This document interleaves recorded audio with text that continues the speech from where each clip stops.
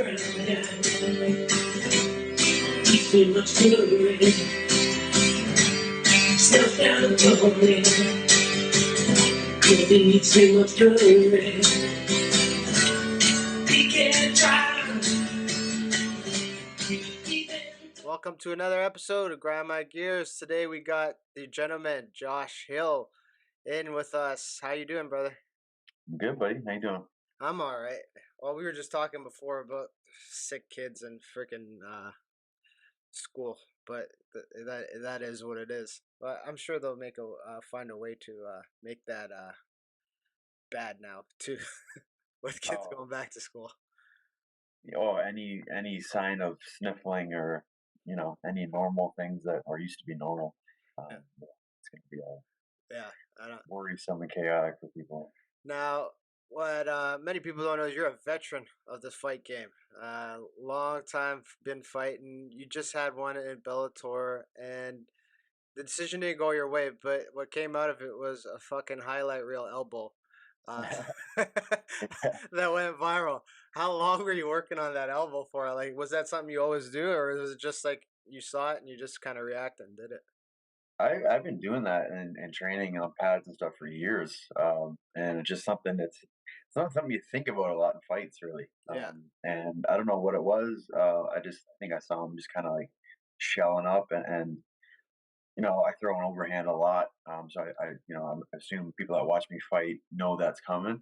Yeah. So yeah, I just kind of fake the overhand to get his guard up, and I don't know. It's just when you're flowing, you don't really think about stuff like that. You just do it, right? It just happened. Yeah. It's like a lot of people criticize John Jones for like his high risk stuff, but Yeah. he's like it's not high risk if you're doing it in the gym all the time. And then Yeah. I bet you when he's in there too, he's like, oh shit, spin, right? Because like nobody at 205 spins, right? At your weight class, 100%. But like it's like one of those things where you've done it in the gym, you fool around on the pads, you're like, oh, I'll keep it in the tool belt, but then oh shit, there it is. But it was very Anderson Silva esque. The only thing was he didn't crumble to the ground. I know, man. I know. It would have been perfect. I probably would have got like a knockout of the year. Yeah, well, it was very. Remember when Anderson knocked out? Was it Tony Frickland? Yeah. Yeah, Yeah. it was very similar, except this guy didn't crumble. Unfortunately, He took it well. He took it well. Credit to him. I wish I had hit with a little bit more bone rather yeah, than my more, tricep area. yeah, it was more tricep. Still, Yeah, too much. Yeah, still rocked him though. Like he was still still stunned rocked by it. it. Yeah, but yeah, tough kid. Give him credit for taking it. But yeah, it would have been nice to get the bench on that one. Now you have a lot of difficulties going into that one, right? Injury wise in your body. Oh yeah, man. It's probably my worst camp as far as that. Just dealing with shit. I had to. I always deal with back injuries, but that's been all right. It's been my knee was my main issue in this one.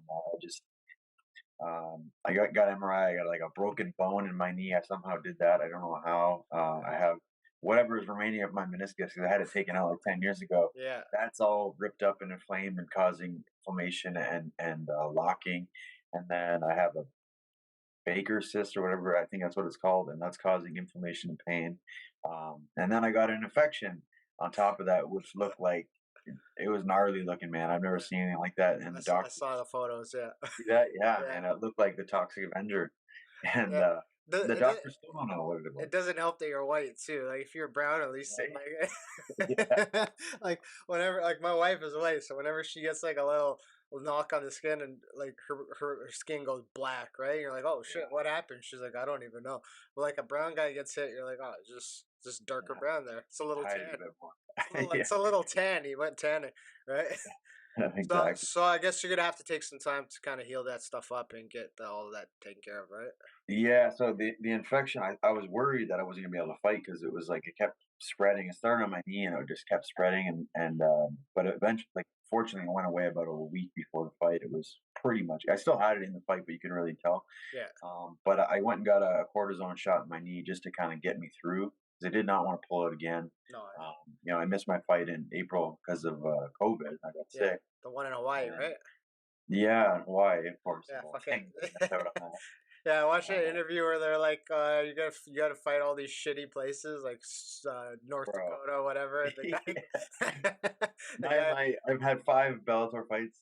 My first one was Oklahoma, which yeah, Oklahoma, whatever. whatever. And then Connecticut, and then the pandemic was Connecticut. Supposed to be Hawaii.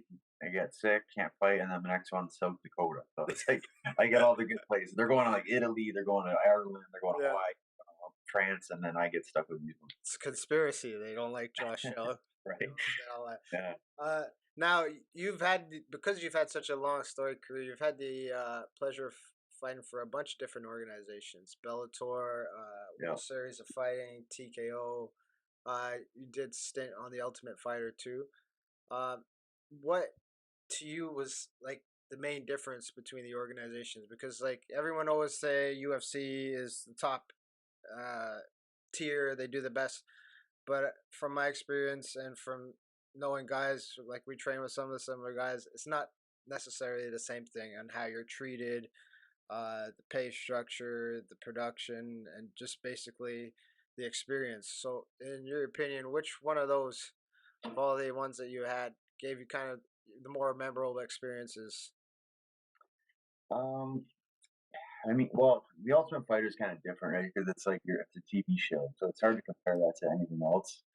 It's unique. It's cool experience. Um, I'm glad I did it. I wish I did it at a different time. I wish I did it later in my career. yeah, But it was fun. I'm happy I went through with it.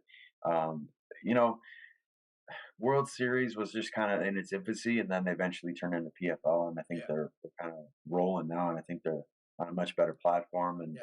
They're you doing know, well right now. They're attracting a lot of guys because the pay structure yeah, is a lot different.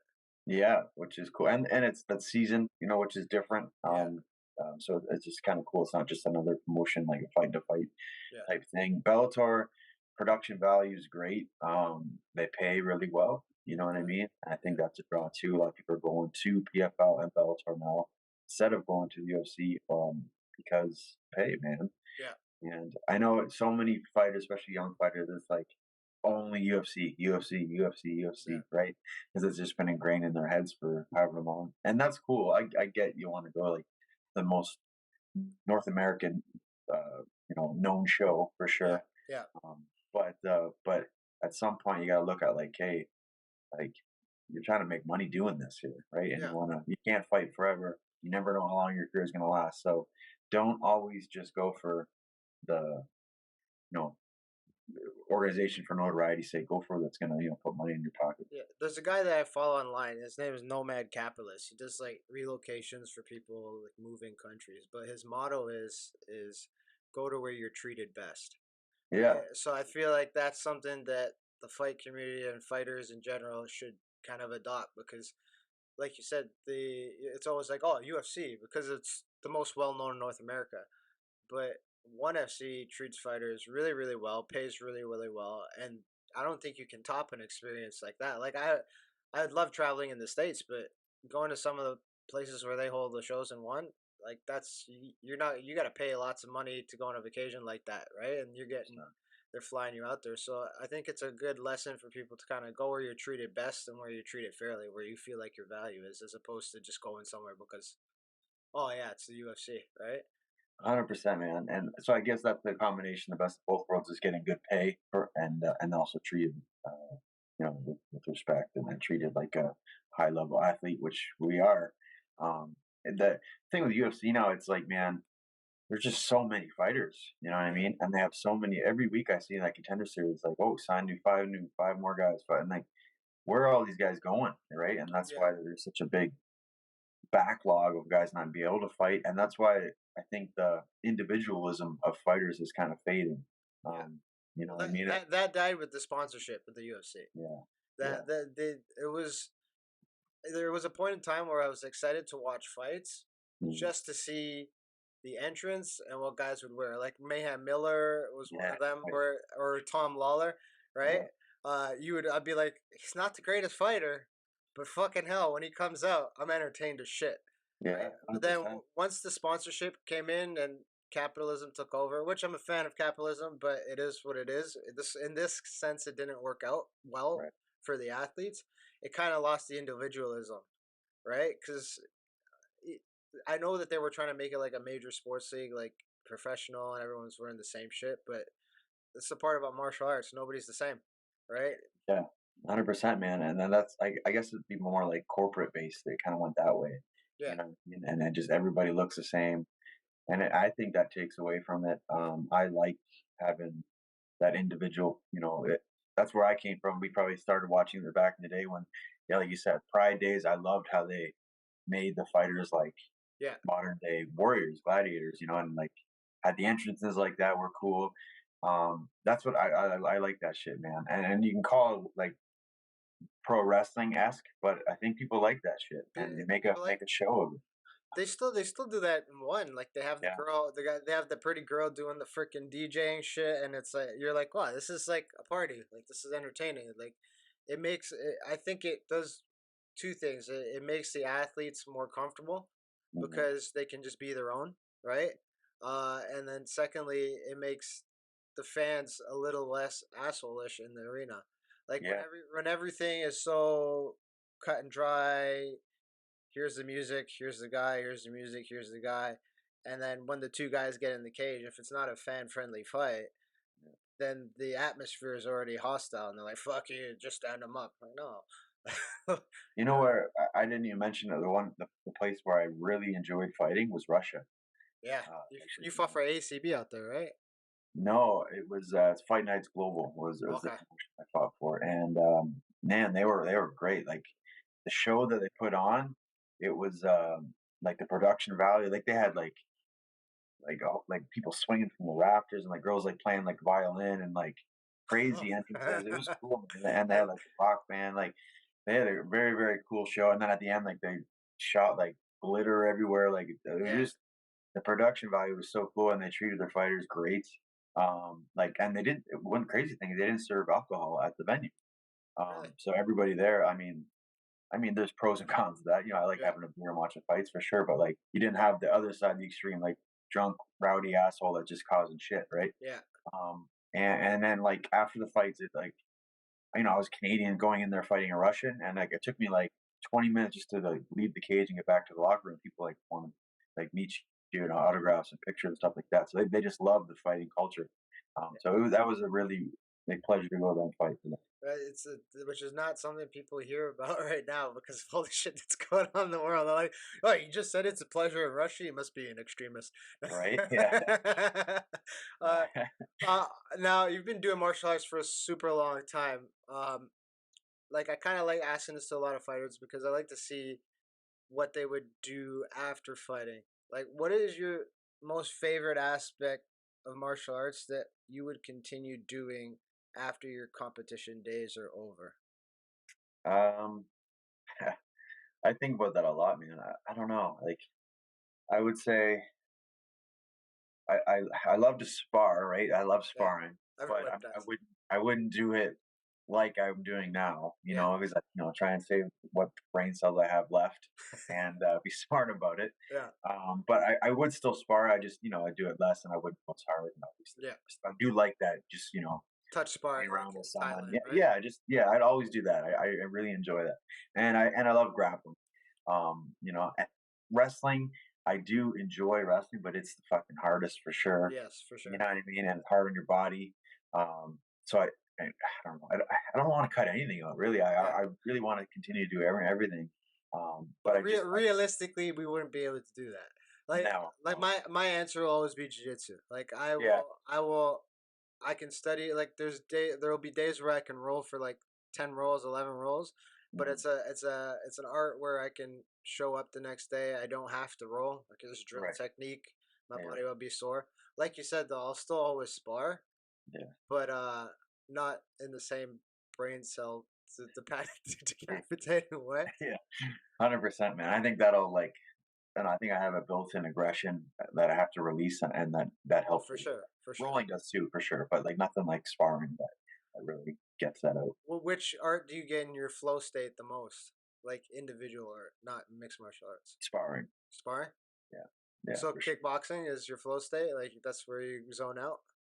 Yes. Yeah, I would say that, and probably and the second would be grappling. Yeah, you're just gonna roll through things. So I would say those two things would probably be what I'll do the longest. I'll do yeah. some back and forth, striking and stuff like that, and grappling. Wrestling would probably be cut Yeah, out just yeah. because it's how hard it is on my body. Oh, it's grinding. Like I find that uh the problem with wrestling is the up and down and the pounding you take from going onto the mat all the time.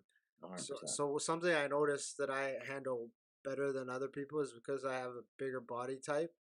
Like I have the cushion, so to speak, to fall to fall down every time. Where I see some of the guys that are leaner, Yeah, they'll get like weird hip bruises and kind of stuff like that from the constant break falling on the mats and the constant takedowns. for Do you, sure. do you find that that's your kind of something that happens to you at your weight class? Yeah, yeah, for sure. And especially with wrestling, I think it's like you have another guy you're carrying his weight sometimes, and you can't control it. Like with you're just doing like squats or something like that, you can control the weight and where it Yeah, goes. But when you're getting under somebody's hips and they're sprawling out on you, it's like all that weight on your back, and you can't really manipulate where you want to, put that weight. Ideally because he's moving. So I think that's where a lot of the injuries happen, things like that. And then obviously when somebody's wrenching on your neck and oh snapping yeah, you down, the neck is the um, worst. The yeah, other day, my wife was driving and she said, "Oh, my neck is sore. I can't even look one way." I'm like, "That's like every night after she does every day I like it." Yeah, change lanes like this. I'll get to the gym and I'll be like, "Okay, I'm changing," and then I'll leave the gym like, "Fuck," or that's how I got good at using my mirrors. Yeah, you Yeah, have to. yeah. Now you've been fighting so long. You've had what, over 30? Is it 30 fights you've had? I've had 26. So you're coming close to 30, Yeah, right? Now that is rough on any fighter. Just 10, 5, like yeah, financially. Like not we're not talking about the wear and tear on your body. Like for a lot of people that don't know, fighting doesn't pay well, especially at the start. yeah. And even if you do get to that long career point, it still doesn't pay that well. How do you kind of make that balance, keeping your guys like you have a family, you have a wife, you have kids? How do you kind of make that balance where you have to sacrifice so much money because you have to travel sometimes? Because I know you do some camps in Alpha Male. Yeah. Do you invest? What do you do to kind of make sure that you know outside of the cage, Josh Hill's life is kind of taken care of? Um, yeah, you're right. It's tough, man. You don't make much money in the sport unless you're at the highest level. Um, it, I've always had another job as I've come up. You know what I mean? I've never just fought Yeah, ever until recently. And even now, I'm not just fighting still, really. I'm doing other things as well.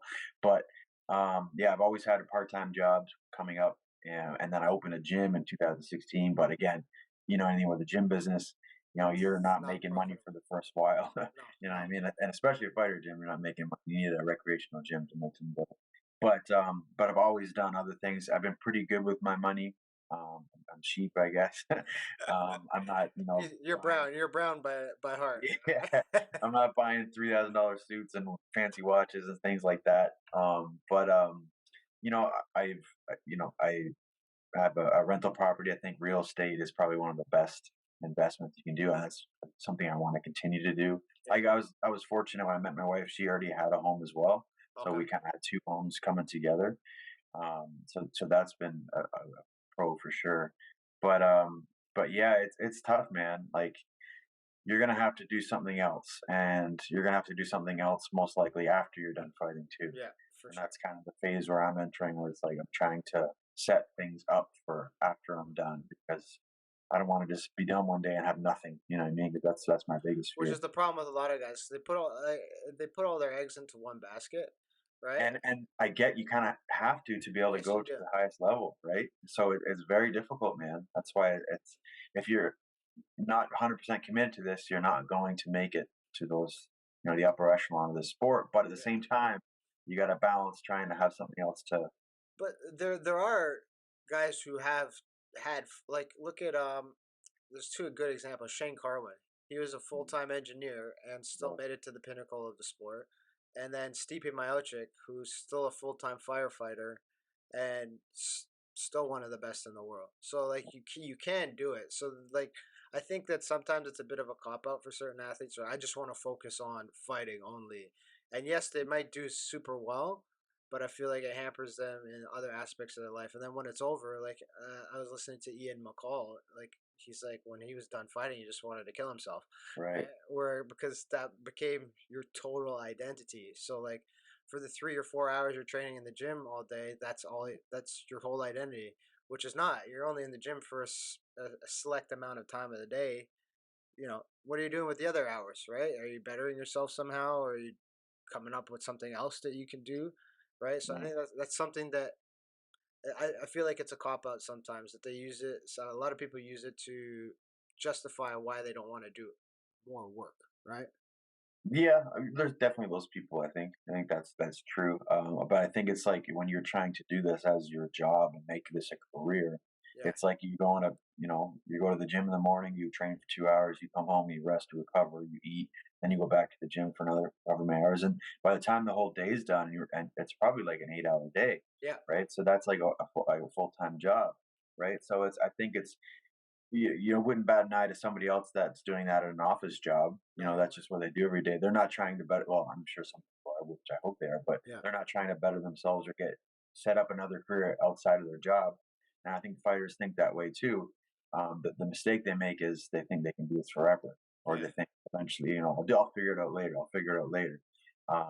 But yeah, that I remember saying the same shit. yeah. Remember, like, and now I'm Same. 35 years old, and it's like I'm entering that time where it's like getting towards the end of my career, you know what I mean? So, Yeah, yeah, it goes by fast. I gotta say that. I remember being the young guy in the gym and like being like 24, and all these guys are in their early 30s that I'm training with, and they were the old guys, and they're telling me, you'll get there soon, you'll yeah. see. And now I'm there, and yeah, it And, goes by fast. and I feel like that too because, like me and you have talked before, which we'll get to in a second about your other business that you do. But I've had so many injuries where, like, when I was 25, I was relatively injury free, and then Right. as soon as we decided to turn professional, it's like here, bam, bam, bam, surgery, whatever, right? And like for a good 3 or 4 years, I still held on to that little notion in my head where I still, once I'm done with this surgery and I'm recovered, I'm gonna be the best and fucking train all day, and then it hits you. You don't have any control over it, too, right? Yeah. It's like a lot of the things that happened in my example, which everyone's examples are different, but my examples were freak accidents, right? Yeah. Which happen in the sport, and then some guys, those accidents happen. They're only out for a month or two. Unfortunately for me, it was a while, right? But then there are there's also the other examples of people like me as well who have those injuries, have to take significant time off, but because our brains are not bashed in their 20s, they're able to have longer, successful careers into their 40s, right? Randy Right. Couture, look at who's that beast? He's in Bellator now. Yoel Romero, right? Yeah. Right, because he didn't start really competing MMA until his mid early 30s, right? So Right. Yeah. so Yeah. there is that trade off too, right? It is a sport. It's not like the NFL. It's not where you're 3 years and done. Yeah, and the difference being your 3 years, you probably made more money than any MMA player, you know what I mean? So Yeah, that's fine. You can live off that probably 3 years for the rest of your life, or at least invest it properly where you can, make your money. yeah. But with us, man, like you said, you got injured, you didn't get shit. I didn't You get get shit. I you know didn't what get I mean? shit. Same with me. When I get injured, it's like you don't get paid, No. and that's the biggest hurdle. And that's where I think like you talk about fighter pay and all that shit. Where sure everybody wants more fighter pay, but I'd rather have more guarantee that like I'm making a salary. Yes. So then you can just focus on fighting as a career. That's your job. And if you do get hurt, which their chances are pretty high, Yeah. that you're actually taken care of. Now, what do you think about a union? That's always been talked of. I'm very mixed on it because when I see examples from real life, like business world, unions are very sneaky, Yeah. right? I don't want to generalize this because I know there are some unions for different things that do take care of their employees and do take care of. But at the end of the day, a lot of the unions are funneling money. A lot of guys are taking money from those unions to benefit themselves and not benefit the employees. Right. Which is why I think a lot of fighters are apprehensive about it. Right. What is your thoughts on that? Because it's been talked about for years. A couple people have tried it. hasn't come to fruition, do you think it's ever gonna happen? If I had to pick, I'd be all for it. Yes, I would be. I think you're gonna have a corruption at every single thing you do Yeah, in the sport in life. There's always gonna be people that just kind of ruin it for others. So you're gonna have to deal with that. But I think it's better off with that than how it is now. yeah. You know what I mean? And like if you want to go to UFC for example, how much money they're making. If they weren't making as much as they were, then I wouldn't be harping on getting higher fighter pay. Yeah, But when you see the pie is growing and growing and growing, you should get a bigger piece of that pie as well, yeah. right?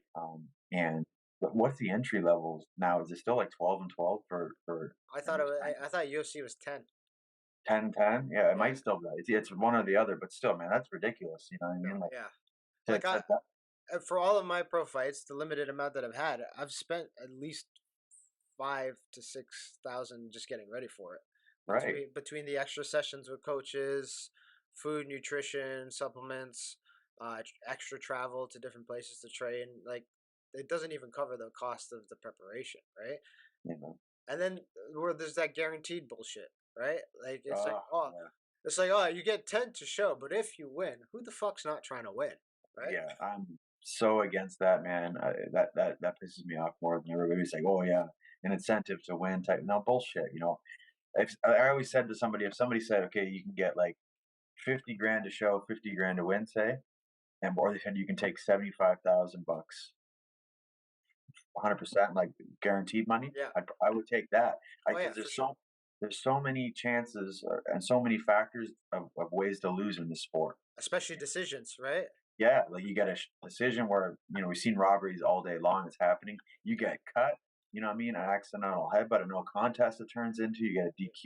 You blow your knee out in the first round.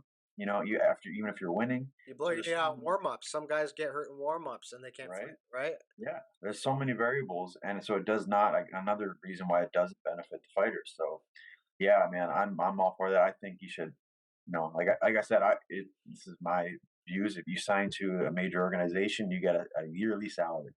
You know Yeah. what I mean? For just say it's 100 grand, whatever. You get 100 grand for that year. So there you go. You're guaranteed that 100 grand, so you can not work or whatever you want, just focus on that, and that's guaranteed money. You know what I Yeah. mean? And in that time, you get offered your fights. You have to accept a certain amount of fights or whatever, and you get bonuses for those fights. So you get an extra, for this fight, you make an extra whatever, 30 to So 50. so you're proposing okay, so it's a base salary. So say you're a beginner, new to the organization, so it's maybe 50K, right? And then under that contract, you might have to fight 2 or 3 times in the year. But for those 2 or 3 fights, instead of it being fluctuating pay, you say you get 15 to show, 15 to win, right? Something like that. Or so the pay would actually be lower, but you have a base salary. So at the end of the year, there's potential you can clear over 100 as a beginner, right? If you Yeah, win, but you still are able to cover cost of living, so to speak, with the yeah. base salary. I would do something like that. I'd do the base salary, you're guaranteed. Then for your fight, you're getting 15, or I just saying, throwing numbers out there. You're getting $15,000, and then there's another. You get to finish at another 10 grand. So Yeah, you want to do an incentivize. There's an incentive, right? yeah. But you're still guaranteed that money. And then of course the bigger names will make more money per fight, like a Yeah. Conor or whatever. Well, that's a different proposal to what has been already been out there. I think one of the apprehensions people have is paying into the union, right? Yeah, Because as you know as well as I do, there's a lot of bums out there who don't train hard, who just take fights on a day's notice. right. Have you ever looked up a guy's record and you'd be like, he's like 2-30. You're like, who the fuck, Yeah, right? yeah, And then, but I think a lot of people feel like those people aren't entitled to that piece of the pie. Do you think? right. Do you think because they're not taking it as seriously as the people who even if we've seen fighters who are great fighters with even records, right? But if you have a certain record, do you think that that should reflect if you're eligible for that?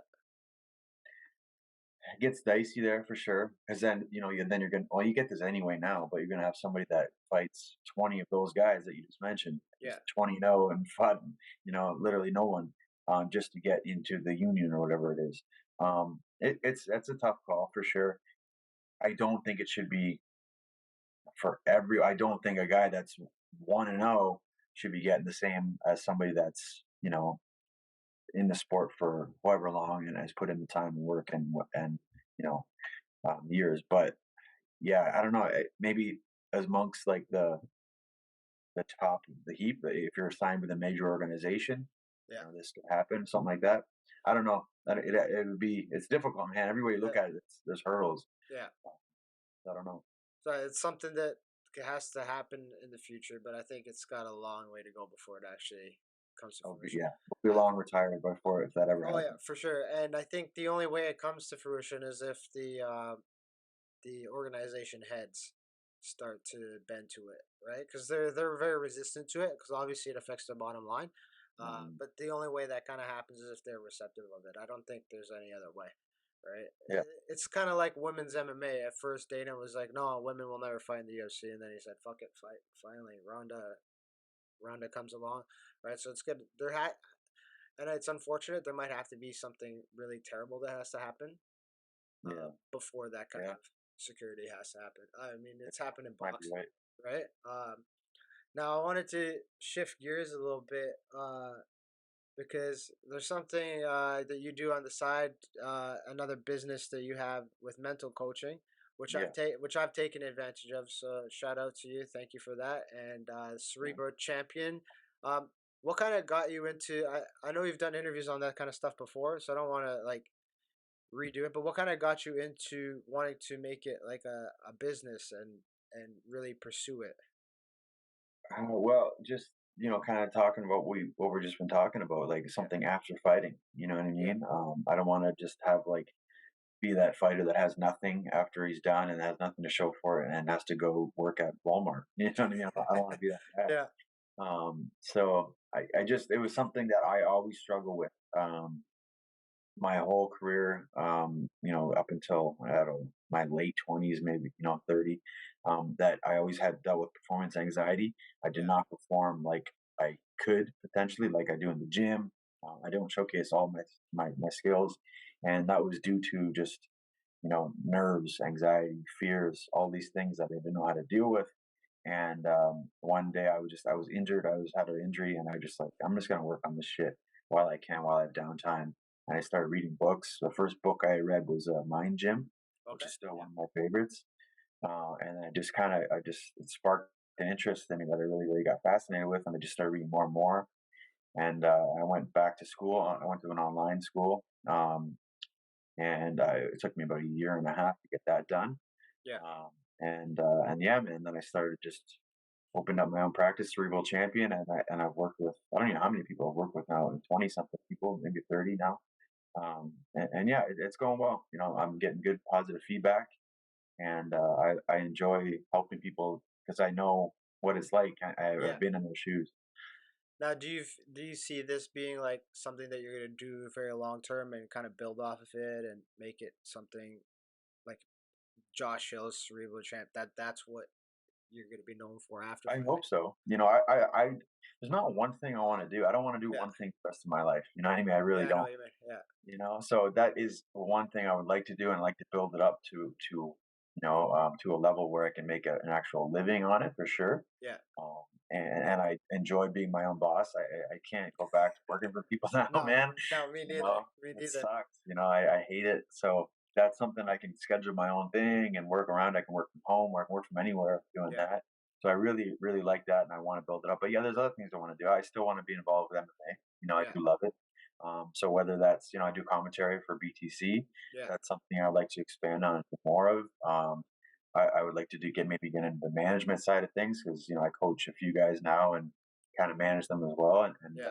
I do enjoy getting people opportunities and things like that. So and I have enough connects in the world now in MMA world, so that those are things I want to do, and I could see myself doing after I'm done. Well, and you've had the blessing of being able to travel to so many different places too. Like Right. your career hasn't always been like mine has only been in the Canada and the U.S., but you have been able to travel different places and build those connections too, right?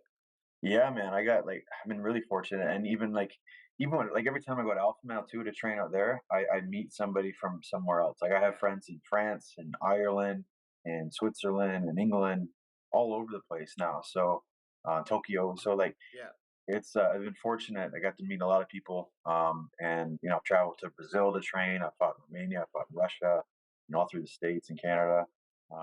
Yeah, man, it's been good. Now, do you only want to work with athletes with that business, or are you working with regular folk who also deal with performance anxiety, say for a big business meeting or a big presentation that they have to do, a conference, something like that to perform at, where they're not necessarily used to doing something like that? Right. Originally I was just kind of focused on athletes, but I do have actually a friend he's not an athlete, and he hit me up about it, and then Yeah. we started talking, and and it works both ways. It works in every avenue of your life, whether that's in a boardroom or whether that's on the field or in the cage or whatever. Yeah. So yeah, I'm definitely open to working with people of all walks of life because I think it can correlate to across the board. All right, and I'm gonna even shift gears now even more because I know this. You've been shadow banned on Instagram a lot, a lot. So have I. For different things that are going on, and I wanted to talk to you about this Yeah. because fighting is one thing, but like we said, life is there's so If many I things. if I post this, nobody's gonna see it because I Yeah, can't see my shit. yeah. Uh, Now you've been kind of vocal about some of the stuff that's going on, and I wanted to get kind of some feedback of like when you got COVID earlier, and you because you actually had to publicly kind of declare it because you had to pull out of the fight, and Yeah. obviously they published that. Did you get any hate from people being like, oh, because of your stance of how you were? And like I want to clarify, you weren't. None of us are anti-COVID or whatever fucking anti-label they want to put on us. We were just more against the certain direction that has been taken during 100%. this time. Did you get any pushback from people being like, "Hey, fuck you! I got COVID now. I hope you like, cause like, I hope you suffer."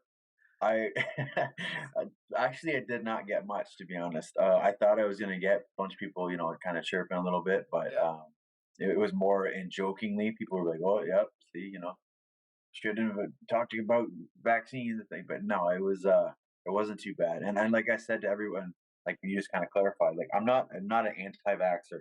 You know what yeah, I mean? I'm not an anti-medicine. I'm not, and any of this shit. I'm anti, taking away people's freedoms and rights and making mandates and all that bullshit, yeah. 100%. And that's where I've been very, very outgoing on that. But yeah, as far as that, nah, I thought more people will kind of They, shoot on. yeah, they would hate on you a little bit, right? But so, uh, being shadow banned and all that, because I know you've posted about it. Like, um, how does that affect your ability to just communicate like business, like your brand, right? Because Yeah, well, like we said, individuality is important, especially in MMA, but just in general. How does it affect you? Like, I wouldn't say financially, but how does it affect you to not be able to just be able to show people who Josh Hill is, really, like your real personality and that kind of stuff? if I didn't do what I do for a living, if I worked at whatever, just some office job, and I probably wouldn't even have social media, to be Yeah, honest. yeah, I don't give a shit about it. But as far as what I do, unfortunately, in the world we live in now, 2022, it's all about following, popularity, yeah, and all this shit, and who's making the most noise, and so, and even sponsorship wise, like they right away look at your followers.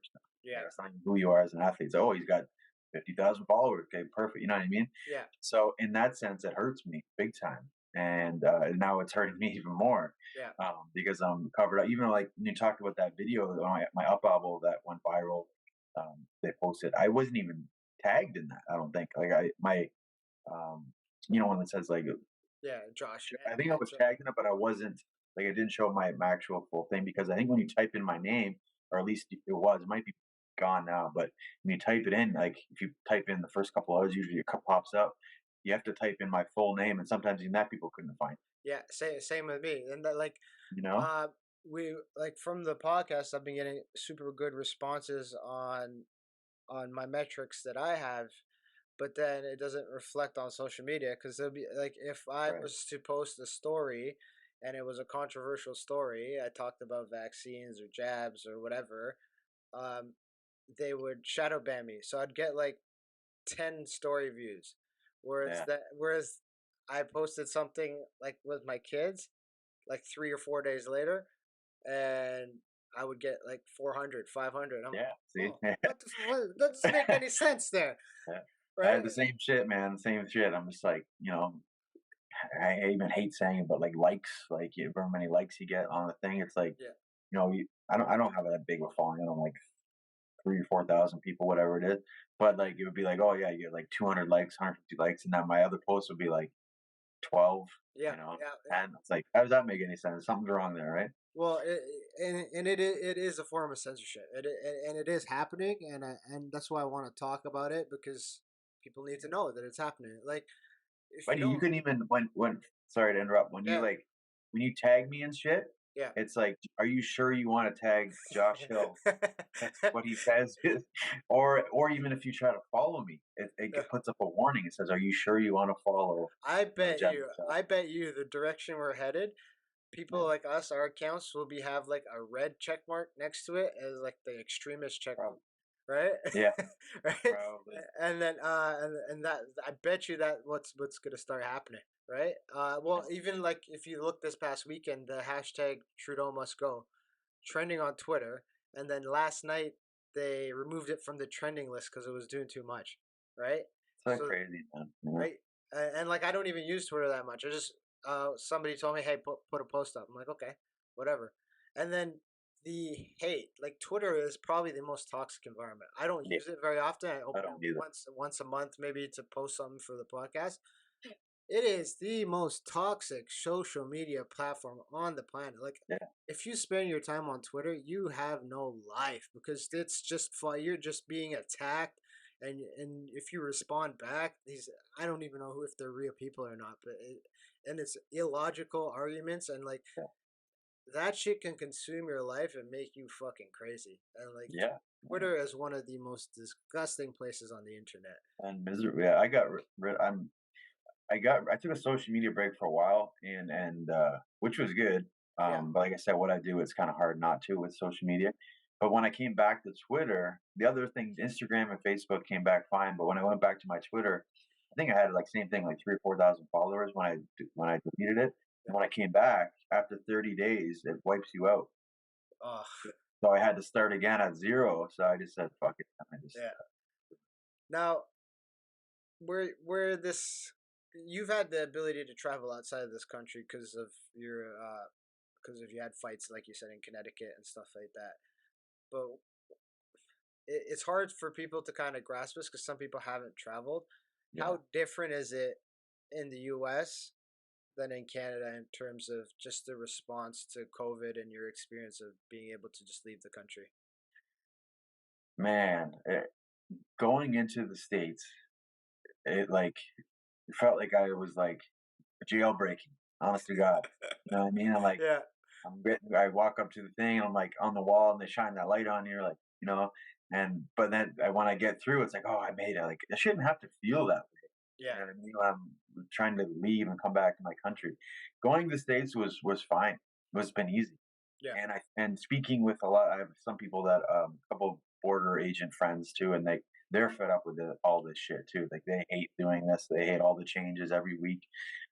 And by going into the states guys, they're like they don't give a shit. Man. They're like they're done with this. They're over it.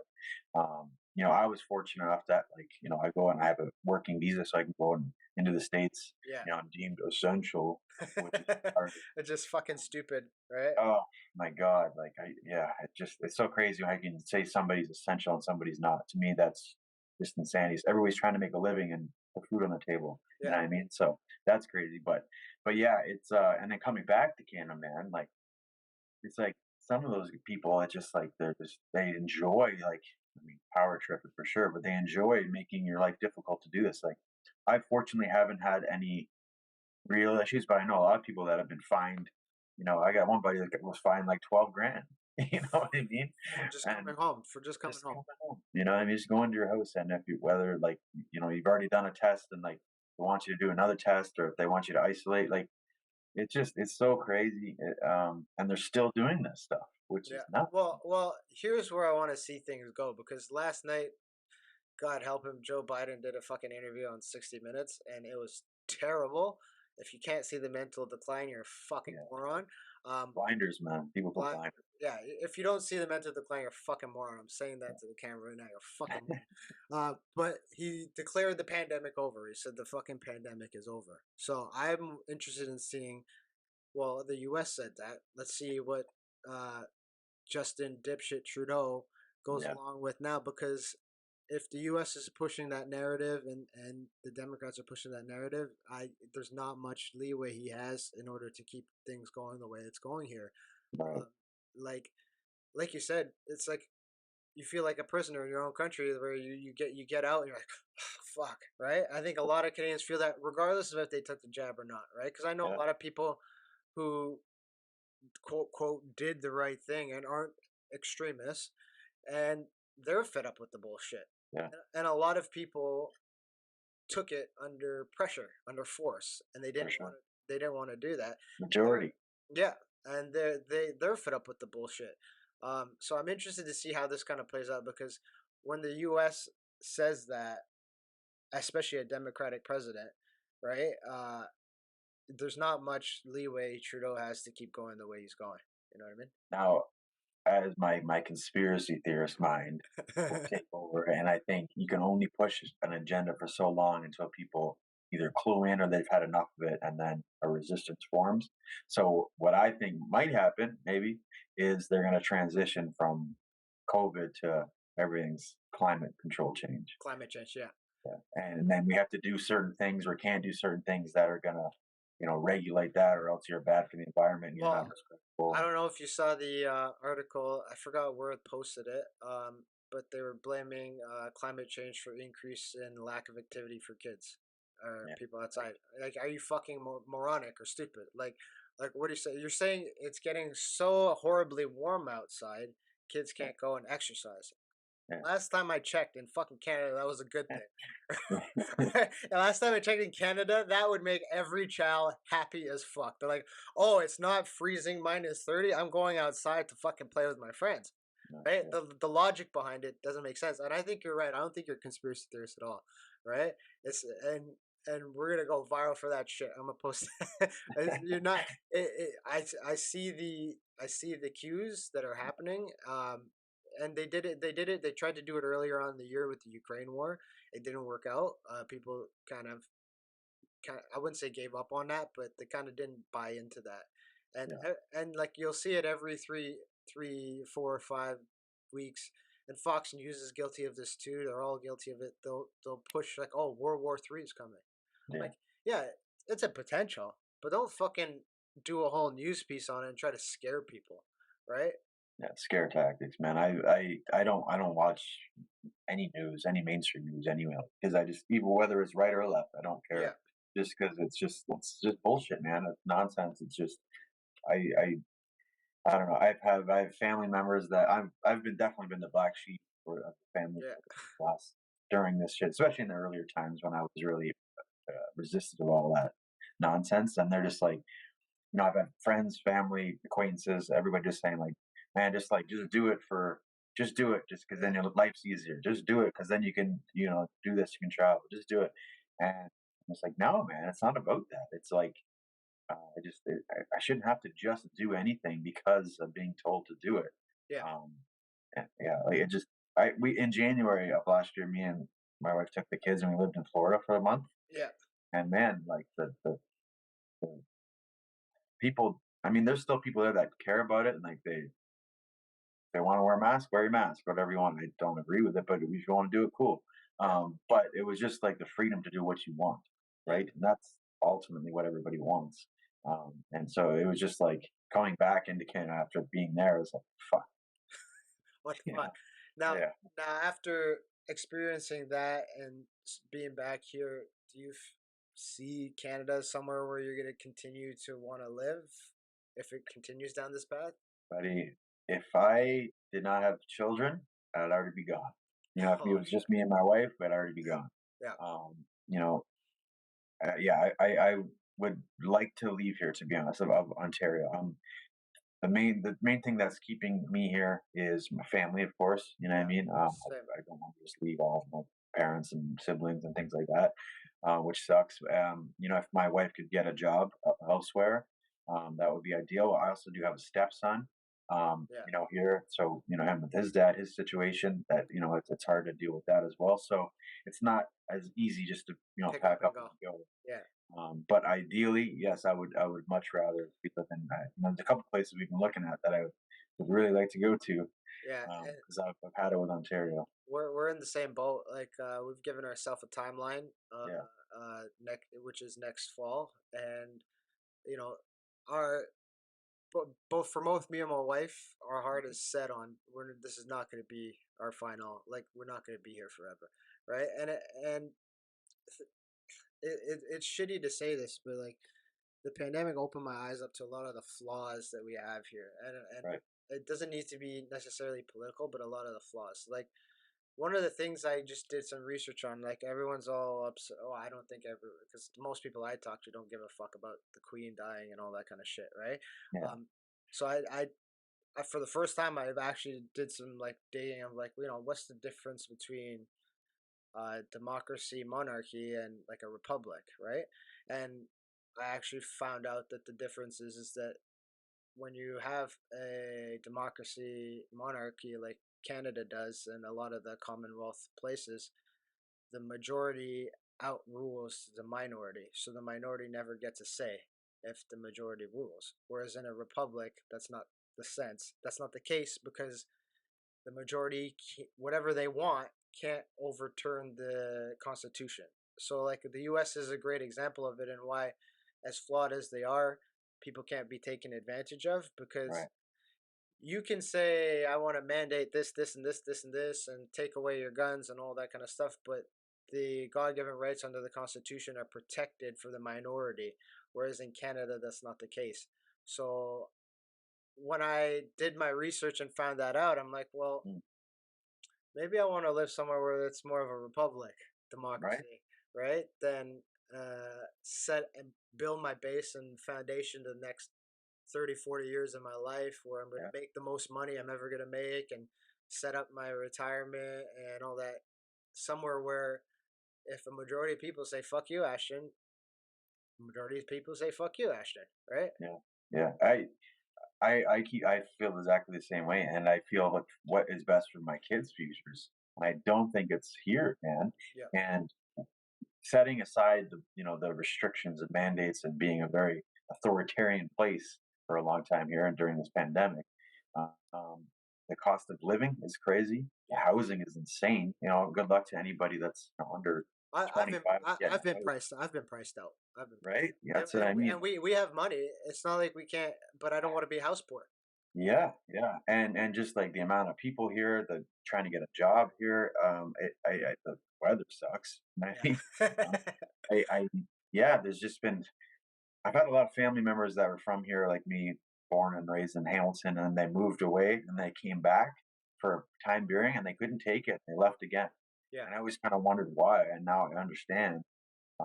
And I'll ask you this about like because you said about the states.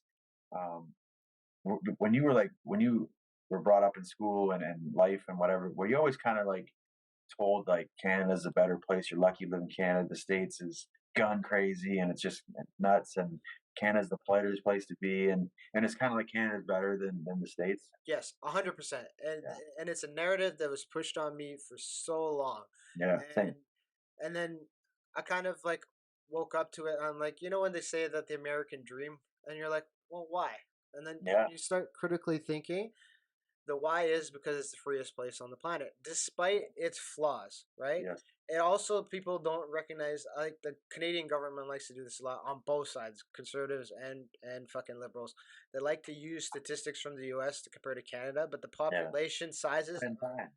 Yeah, 10, 15, it's way different. There's so many more people in the U.S. than there is here. But the fact that all culture, all modern day culture comes from the U.S. Like, yeah. Joe Rogan was talking. I forgot he was talking about this with some comedians from the UK.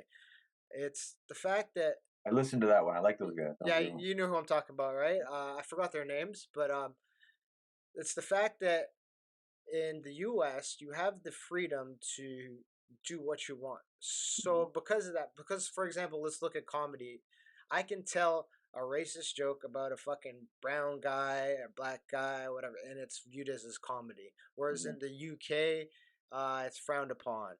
Or in like Canada now, it's like, oh, Yeah. that's not an inclusive fucking joke, right? So, uh, it- the United States gives creators and artists and athletes and everyone the freedom to be creative, and that's why most of the culture that you see around the world is adopted from American culture, right? A lot, and like, 100%.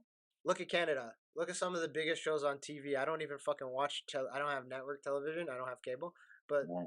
Canada's Got Talent. Canada's Next Best Singer. Those Yeah. are all American-based television shows that Canadian we're just, Idol. yeah, that you're just ripping off. And Yeah. so then we just go and tell kids, "Oh, you don't want to be in the U.S." Well, then Yeah. why are we ripping off their culture? I brought this up to Belinda Carahalios, the girl who runs the Ontario New Blue.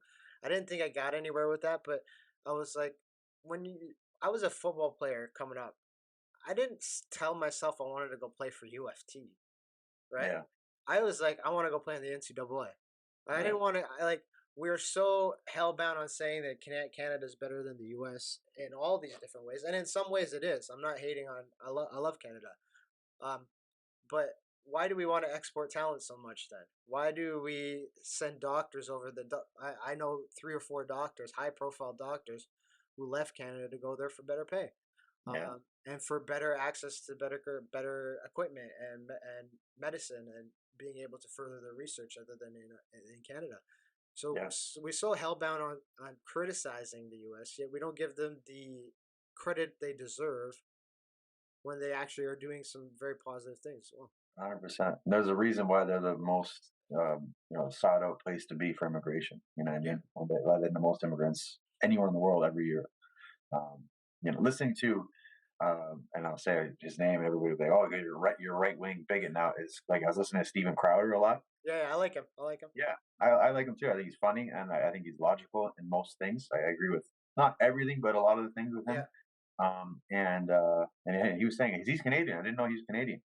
Oh, Um, I didn't know that either. No. yeah, he was born and raised in Quebec, and he left Canada, and he just talked exactly what we talked about, seeing all the things. He was kind of told that the U.S. is you don't want to go there, you don't want to do this. Canada's a better place, and kind of listed all the things that what the liberties that you have in the states and the amendments and all the things like that that you don't have, and how why do we still have, speaking of the Queen, why do we still have this monarchy? Why is this still a big thing? Why do we still have to earn our money? And be like, oh, because we came from Britain, but like the states fought their way out of that. We didn't, Yeah. right? So it's like I respect that. You know what I mean? They literally fought for their freedom. Yeah. And people are gonna give me flack for this. I'm gonna say this because I don't give a shit. That's why it's called Grants McGears. I say Kings of Grants McGears. But like, we sit here and I know her funeral's today, and everyone's probably gonna be, oh, praise the Queen.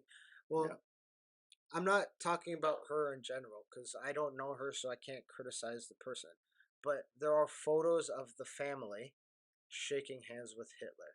There is evidence that they're responsible for yeah, slavery, right? yeah, There's countless atrocities. Like, look at Prince Andrew. Motherfucker was on Epstein Island raping yeah, little girls, and now he's in a fucking car driving around like he's some, like, those are like immediate red flags. And I think it is the so-called king now. He's on the World Economic Forum preaching yeah, one world governments, one world militaries, one world this. There will be more pandemics, and then we have Pierre Poilievre hailing the king in his fucking acceptance piece. Right? wow, I thought you were anti WEF, Pierre. Why are you yeah. hailing somebody who's in the fucking WEF? Right? I So I agree. I like that's that I kind of threw me off there. I do like Pierre what he says yeah, anyway. same. He does a lot of the things he's saying. And like I said about the Queen, anytime anybody loses a family member, I feel for the family and friends Yeah. of the people. I'm not, that's not cool. No, Like, we're all human, right? We're all yeah, human. we're all human, 100%. But yeah, everything you said, all those things that go along with the monarchy throughout history, I don't like that shit, right? So I don't want that to continue. I don't want those things that keep continue happening in 2022. I think we're far past that. And I don't understand why these people are so shackled to this and like they feel like it's like they love being ruled by something. You know what I Yeah. mean? So, They're and like they being enjoy told what being to do. peasants.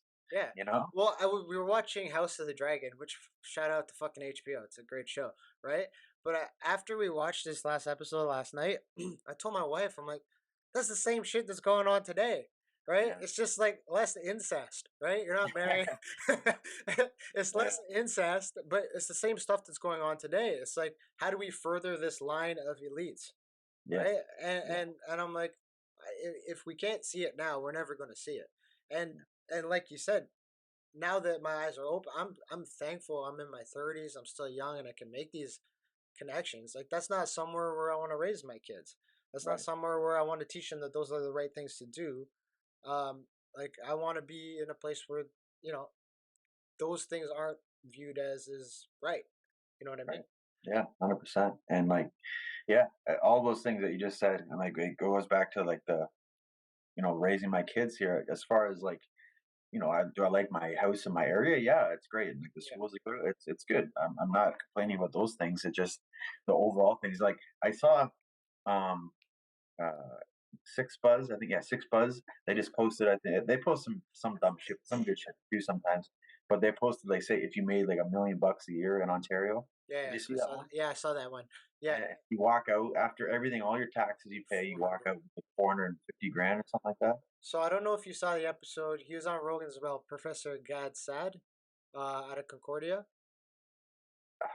Don't know if I saw that one. Okay, so he's a Canadian. He's I, I'm gonna fuck this up, but I think he's Iranian or one of those Middle Eastern countries. Was he the guy that was like he was like work with like he's an agent like or something like that? Or? No. He's just a psychology professor at Concordia Okay, University, no, okay, right? I don't think. But he's been on Rogan's show a few times, and he's really super educated. Okay, And he wrote a book on his experiences of coming out of a war torn country, coming back and making it here, right? And he put it the best way that I could say, because then he comes, he got his publisher, and the publisher takes a cut, right? But then he gets his nice big fat check, and he's like, "Oh, finally, I made it.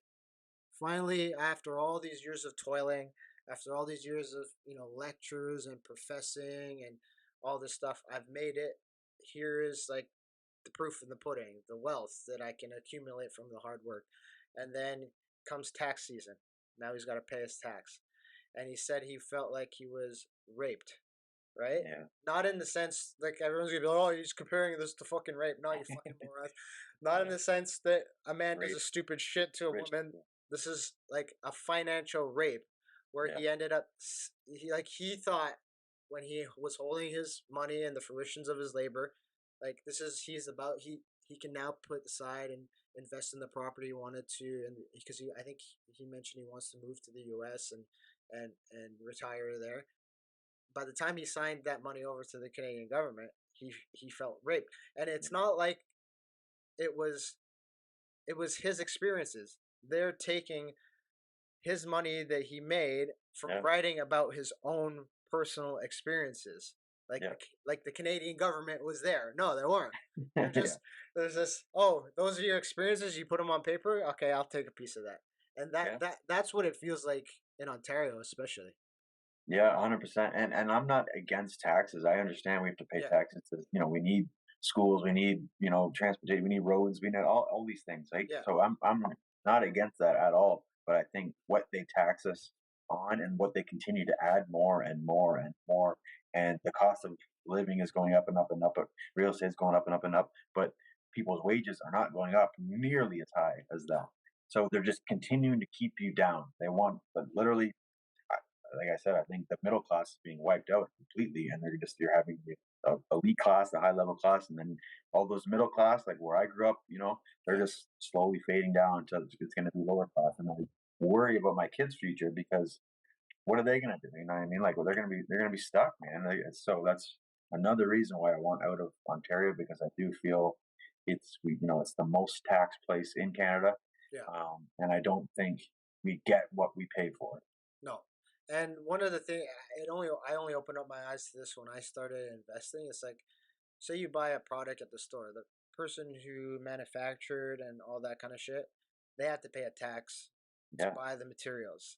Yeah. and say you go to Loblaws to buy it.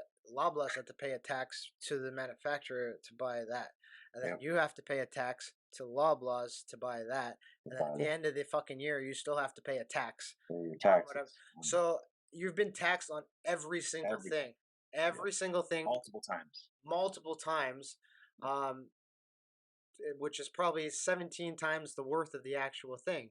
And Yeah. we kind of go around not realizing this. And then once you open your eyes to it, you're like, fuck, that's Yep. the biggest scam 100%. ever. And then once you have houses, you're paying land transfer tax and property tax and all these things that just continue to rise and go up. And what the fuck's the land transfer tax? Tell me that. Like, I'm not taking the land and, like, you know what I mean? Yeah. It's just another thing. Like I said, like it's just like a fishing license tax. Like they Yeah. just there's before it was whatever, it was nothing before, and then I can understand them implementing that, but then now there's tax on, like, it's just any way to gouge you, they will.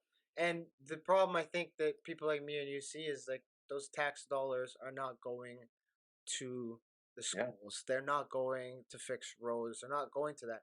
They're going to fund elites. Yes, Uh, that's my concern. And yeah, every time they rip down an old hospital, do they build a new one? no, No. That's what I'm like. Healthcare. You want to talk about being a free healthcare and the socialist healthcare here in Canada? It sucks, man. It's brutal. it's terrible. It's You know terrible. what it's great for? It's great for one thing. It's great for, like, my kid gets in a riding his bike, falls and breaks his leg. I can get that taken care of. It's covered as far as that. Or we get in a car accident and, like, it's that's fixed. The emergency stuff. Yeah. But, like, right now, I'm trying to get my knee done. I have, first of all, have to get a referral from my family doctor, assuming I have one, which I do, thankfully. But Yeah. go get a referral from this person. So I have to book an appointment, wait a couple weeks to get in with them, get a referral, then send a referral to a surgeon. That takes, like, everywhere I've been talking, like, but some of the early places without a hookup, it's like November, right? Yeah. So I gotta wait 2 months to get that, and then I gotta get a book the surgery booked if I need that. It's gonna take another probably 3 4 months. So by the time I get after this knee, it's gonna be about 7 8 months It's almost. it's gonna cost you money, right? That's Right? money. Yeah, exactly. And Like, whereas you probably are heading down the line where you're like, well, how much does it cost? I'm willing to pay for it. yeah, man, that's what I mean. It's like I went after my fight. I broke my nose, and Bellator pays for anything 30 days after that happens in the fight, right? So I was Yeah. like, I'm just gonna get this fixed here. Like, just get reset anyway. So we went down. I walked in the hospital. They're like, yeah, we set an appointment with an ENT the next day. So I was like, perfect. Go to the ENT. She's like, okay. She looked at it. She's like, okay, I'm gonna put you in surgery tomorrow. So in 3 days, I got Yeah. all that taken care of. Where here I'd be waiting months. Months, yeah. And your nose would be stuck fucking shifted Yeah. outside. So, like, I I know there's again, there's cons to the private healthcare too. I get that. yeah. There's no utopia. Everything's perfect. I get it. But as far as what we're paying into this, it's not. You're not getting it back. I No, feel it's not worth it. no, and I'll give another example. And this is where my eyes opened to the healthcare problem. Was when my wife was pregnant with our second. She was at work, and she slipped. She didn't fall, but her like leg slid from her because she's a hairstylist. So she like stepped on a piece of hair, and it kind of slid. And then she Mm. got a huge pains in her stomach and in her, like her uterus area. So she calls me. She's like, "Dude, it's like fucking killing me." And I'm like, "Okay." So we have my daughter. She's only 2. I fucking bundle her up. It's like cold. It's like November.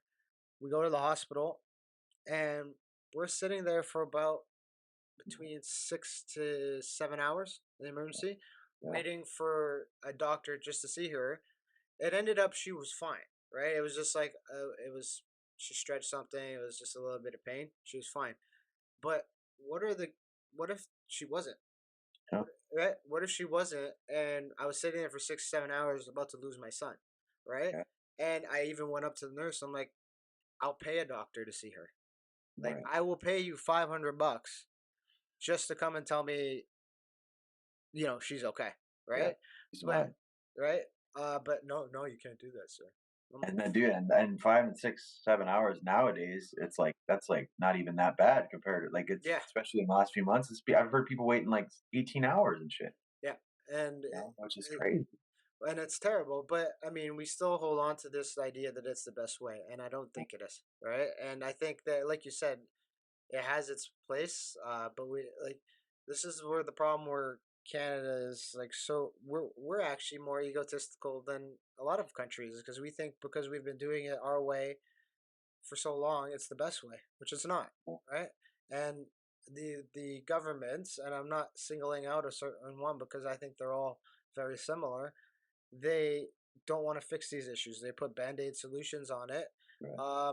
And like, oh, we'll give you free dental care. That doesn't fucking solve what's going on in the hospitals, right? Right. I'll pay you to get my teeth fucking clean. I don't need free fucking dental care. I need people who need help to get help, not necessarily me. I don't care about me. Right? 100%. No, I totally agree. But even on that point of like all the money that we're paying into the healthcare to have free healthcare, you don't even get dental. You know No. what I mean? Yeah. Which is the most expensive shit. You know what Yeah. I mean? Or like a chiropractor or a osteopath. Oh, that's just not covered. You know what I Yeah. mean? But it's all health. You Yeah. know? So it's like what the fuck? Or an eye doctor. It's health again. Why is not covered underneath Well, this they thing? were fighting for years. They had to go on a potential strike just to get the government, Ontario government, just to compensate a little bit more money, right, for the eye exams. Because I was going to get some medicals done, and I'm like, "What? I have to pay $200 for that test now? Why?" And it's because they're like, "Well, they're not doing it with the government anymore because the Yeah, government was cheaping them out. So it is what it is, right?" yeah, Uh, but we've been shitting on the government for a long time. yeah. uh, but it was a pleasure to do this with you. Thank you for coming on the Grounds Makers podcast. But let everybody know where they can reach out to you to reach out for your cerebral champion services because I'll testify I've used them. It's helped me turn the corner on my mental issues. So Josh is really good. I really highly recommend it. I'm not blowing smoke up his ass. I'm just literally stating facts. So tell them how they can get in touch with you with that. Yeah, thanks, buddy. Yeah, you can follow me for that. It's at Cerebral Champion. On Instagram, on Twitter, Facebook, and I have my website, cerebralchampion.com. You can find me there, and then you can try and find me well, at Gentleman J Hill on Instagram and on Facebook. I don't have Twitter myself, so but yeah, If you tag him, remember they say he's an extremist. He's not. I'm an extremist. I'm a racist. I'm a right freak. You know. He's so racist. He's talking to a brown guy, right? He Yeah, helped. yeah, He helped. right. He helped the brown guy get better mentally, right? He just must be racist. One more thing before we finish, I wanted to bring up is the MMA community lost somebody really special Yeah. last week. And I knew him inside the cage, inside the gym. I didn't have a personal relationship outside the gym, but inside the gym, he was nothing but a stand-up person. We're talking about Elias Theodoru, the Spartan. Unfortunately, like I thought it was when I first saw the news on Sunday night. I'm like, what? It was a joke, and then it really hit me hard on Monday because he's a great person, and the one thing I wanted to say is please donate to his charity, the Theodoru Foundation. He that was one of his dying wishes to kind of get that going and to help people out with that same situation, access to medical care and medical cannabis. So please donate to that. And I don't know if you have anything to say about Elias and what he meant to you. Yeah, man. Still like a bit shocked with that, man. Like it just when I got heard, I was like, oh, like yourself, I wasn't like super tight with Elias, like, but like we trained many of the same gyms together. We came up together with the Score Fighting Series Yeah. at the same time, so we fought on cards together. And yeah, just like super nice guy. You know, what I mean, you got along with everybody. And probably everybody always kind of says this when somebody passed away, but like one of the most positive people. Yeah, 100%. 100%. He actually was. You know, like you would never see that guy like in a bad mood or shit on anybody. He was always very positive and lighthearted. And yeah, man, that one hit hard. Just it sucks. You know, at 34 years old. Healthy ox. He's an ox, man. Yeah, yeah, Cardio king. Like whenever yeah, we train together, I'm like, "Fuck, slow down, Elias!" Like yeah, Jesus Christ. Right? yeah, for sure. I hope that he rests easy and his family does well. And if we Mm. can, we can help remember him by everyone donating to his cause and to keep his memory alive. Right. Yeah, yeah, man, for sure. Couldn't have said that better. 100%. All right. Anyway, that's the end of this. We got shit to do, so let's get the fuck out of here. But All right, buddy. thank you to Josh the Gentleman Hill. Find him if he's not shadow banned. Thanks, brother. Appreciate it. All right. Take care. Hey, everybody. Thank you for watching and listening to the Grinds My Gears podcast. Please head over to Spotify. Make sure you like and subscribe, as well as head over to YouTube. Hit the subscribe button and the like on the video as well. And head over to gmg-podcast.com to get all up to date info on the podcast, as well as other special things that we have on that website.